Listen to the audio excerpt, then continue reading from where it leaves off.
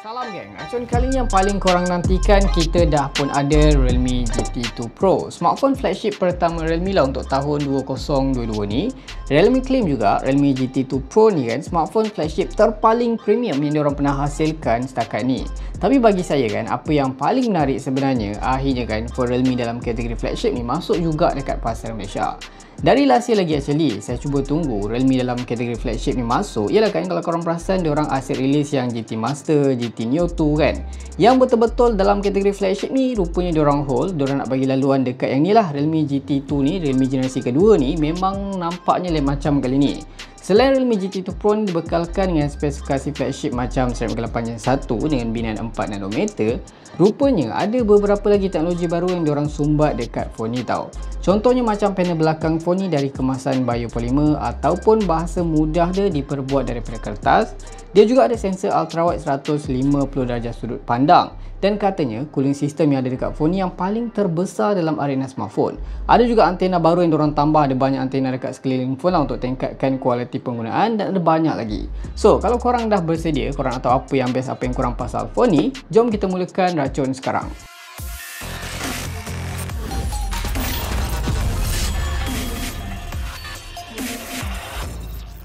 First of all, kita akan tengok dari segi rekaan kotak. Rekaan kotak Realme GT2 Pro ni sama je macam versi GT yang lain lah. Cuma untuk GT2 Pro ni kali ni warna putih berbanding warna hitam untuk versi yang lain. Dan kalau korang tengok betul-betul dekat kotak dia tu, dia ada macam texture. Lepas tu dekat sebelah tulisan GT2 Pro tu ada signature.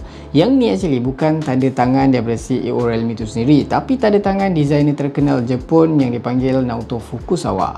Realme sekali lagi bekerjasama dengan Naoto Fukusawa ni untuk hasilkan rekaan bodi belakang GT2 Pro ni nampak lain dari yang lain. Kalau luaran memang nampak simple, low profile macam model-model yang ada di pasaran, tapi kalau dalaman itu dari segi material dia memang berbeza. Biasanya kita terbiasalah dengan panel belakang phone ni daripada bahan plastik, daripada kaca, daripada leather kan. Kali ni berbeza sebab material yang diguna pakai dekat GT2 Pro ni dari kertas. Yes, kertas. Memang korang boleh je nak tulis kat belakang body phone ni, boleh padam kan. So, kalau kena air, dia rosak ke? Actually tak adalah rosak macam korang celup air dalam kertas. Sebab dia bukan pure kertas tau. Material yang diguna pakai dekat belakang ni dipanggil biopolymer. Feel pegang phone ni memang sedap, phone pun nipis. Korang akan nampak lah kemasan bodi belakang phone ni kan, sama macam kotak dia tu, dia macam ada garis zigzag macam tu. Untungnya kemasan yang saya suka kan, dia bebas setiap jari tau, dia tak fingerprint magnet. Tapi since dia putih, lepas tu daripada kertas pula kan, better korang pakai casing untuk elak daripada kotor. Oh ya, korang jangan risau sebab dalam kotak ni dah pun tersedia adapter dengan kelajuan 65W. Korang tak pernah beli asing. Kalau korang tengok body phone ni kan, dia tak tebal mana tau, sekitar 8mm something, berat pun bawah 200 gram. Tapi kan diorang boleh bubuh bateri sebesar 5000 mAh dan ada cooling system yang katanya terbesar dalam industri smartphone dengan 9 lapisan. Saya dapat lebih kurang 40 minit lah untuk full charge kan daripada 0% ke 100%. Ketahanan bateri phone ni pun bagi saya agak impresif. Hasil test saya kan untuk penggunaan social media, always on data, refresh rate pun auto, resolusi Full HD+, saya dapat sekitar 7 jam 40 minit screen on time. Kalau setting yang sama tapi saya main game sikit, saya dapatlah screen on time itu dalam 5 jam. Kalau korang tukarlah resolusi daripada Full HD Plus tadi kepada Quad HD Plus, bateri akan lebih drain. So far untuk social media usage ni saya dapat dalam 7 jam. Di bahagian kanan phone, korang akan nampak ada volume rocker up and down. Di bahagian sisi kiri ada power button bertekstur. Di bahagian atas ada mic. Di bahagian bawah pula korang akan nampak lah ada SIM tray menyokong dual SIM, ada mic, port pengejasan dan juga ada lubang speaker. Yang mana untuk speaker kedua phone ni ada dekat bahagian earpiece di bahagian skrin depan. Selain dia punya design, skrin pun antara part yang Realme highlight lah dari dekat GT2 Pro ni. Skrin phone ni jenis Flat AMOLED bersaiz 6.7 inci, resolusi 2K, Corning Gorilla Glass Victus untuk perlindungan dan keterangan skrin boleh capai 1400 nits. Yang mana untuk dia punya refresh rate ni jenis adaptif, boleh berubah daripada 1Hz ke 120Hz berkat teknologi LTPO Gen 2 yang dah menjadi standard baru lah untuk phone flagship 2022. Selain tu, bezel skrin phone ni pun nampak lebih minimal di setiap sisi. Untuk melengkapkan phone ni, skrin dia menyokong 1000Hz touch sampling rate dengan teknologi OSINT Response Overclocking 2.0. Memang tinggi lah dia punya touch response rate ni kan. Sama macam OnePlus 10 Pro yang kita dah try before ni, memang sedap lah korang nak gaming. Sebut pasal gaming ni, kalau untuk dapatkan prestasi yang max yang memuaskan tu kan, phone ni of course dikuasakan dengan chip kelas flagship Android 2022. Snapdragon 8 Gen 1 dengan gabungan 12GB RAM LPDDR5 dan 256GB storan dalaman UFS 3.1. Konfigurasi ni memang sangat smooth lah untuk daily use, buat test harian, multitasking. Chip ni memang dapat handle segala tugasan tu dengan baik tanpa sebarang isu. Untuk bagi naga ni stres sikit, saya try lah main game-game berat kan. Untuk Genshin Impact, saya tengok tekanan 60fps on. Minit awal tu memang segalanya memang nampak lancar, FPS stabil kan, di main atas 50. Tapi lepas je 5 minit, saya dah mula perasan kalau dia punya frame rate tu dah start main bawah 50. 30 minit gaming, rata-rata saya dapat bacaan frame rate tu sekitar 42 ke 45. Yang bagusnya kan, selama 30 minit ni suhu dia dapat maintain dalam 45 darjah saja, which is tak overheat tau. Result ni kan actually lebih kurang sama lah macam yang saya dapat dekat phone OnePlus 10 Pro, Xiaomi 12 Pro yang pakai chip sama Snapdragon 8 Gen 1. Tak lengkap rasanya kalau saya tak main game Apex Legends, yang mana saya dah pun main game Apex Legends dengan setting max, Extreme HD dan juga extremely high demi frame rate. Main dalam 30 minit tu, suhu max saya dapat dalam 43 darjah Celsius dengan bacaan FPS tu atas 50 lah. Boleh kata memang smooth setakat ni. Kalau lebih sejam main tu pun boleh kata masih sedap. Suhu meningkat sikit lah daripada 43 darjah Celsius kepada 45 max.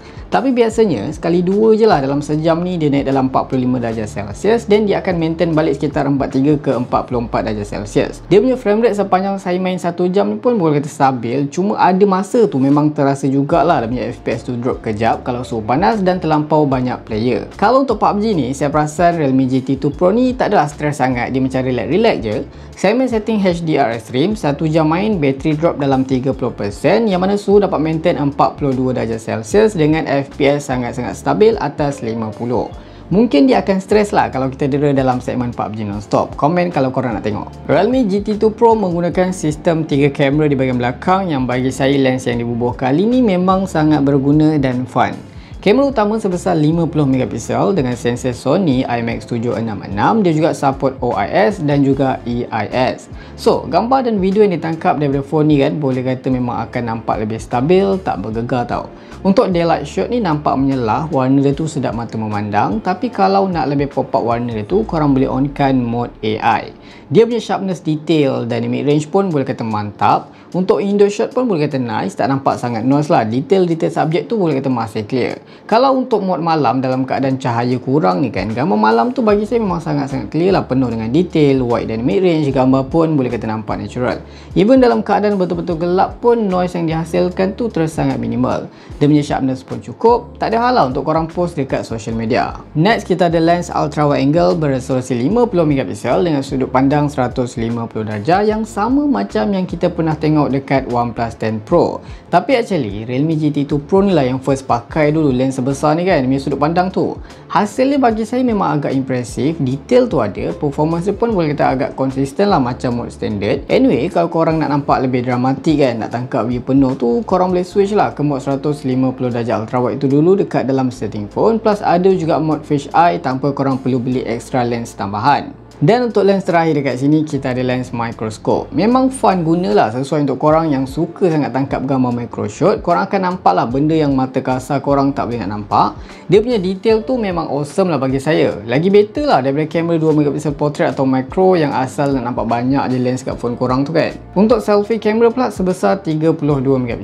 Untuk features lain pun ada banyak actually lah yang korang boleh jumpa dekat dalam aplikasi kamera. Kalau korang pakai mode straight ni, dia untuk detect berapa jauh subjek. Movie mode ni untuk korang shoot cinematic aspect ratio. Dual video untuk rakam kamera depan dan belakang secara serentak. Dia juga ada 3D mode, ada steady mode dan ada banyak lagi.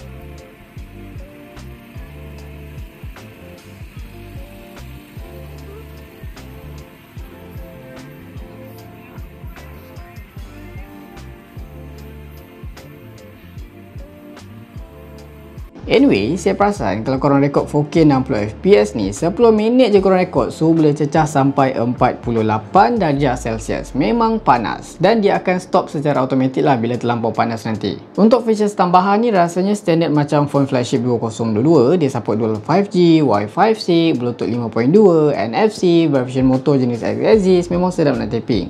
Yang special ada dekat phone ni kan, saya perasan dia tingkat color. Dia punya antena dekat phone ni ada 12 antena yang ditanam dekat sekeliling body ni untuk optimiskan signal. Untuk software tu dia pakai skin yang terbaru lah, Realme UI 3.0 dengan mod GT 3.0 juga. Dan phone ni juga ada support dual speaker by Dolby Atmos. Alright, so part yang paling korang nantikan dalam video ni dengan semua features dan spesifikasi yang dibekalkan tu, korang hanya perlu spend sekitar RM2,599 lah untuk dapatkan Realme GT2 Pro ni. Tapi harga ni hanya available pada tarikh tertentu saja. Korang boleh tengok dekat skrin sekarang. So, apa komen korang? Berbaloi dibeli ataupun berbaloi dipandang saja? Kalau korang suka video ni, jangan lupa tinggalkan like, share, komen dan subscribe. Itu sahaja racun kali ni. Jumpa lagi di racun seterusnya. Assalamualaikum.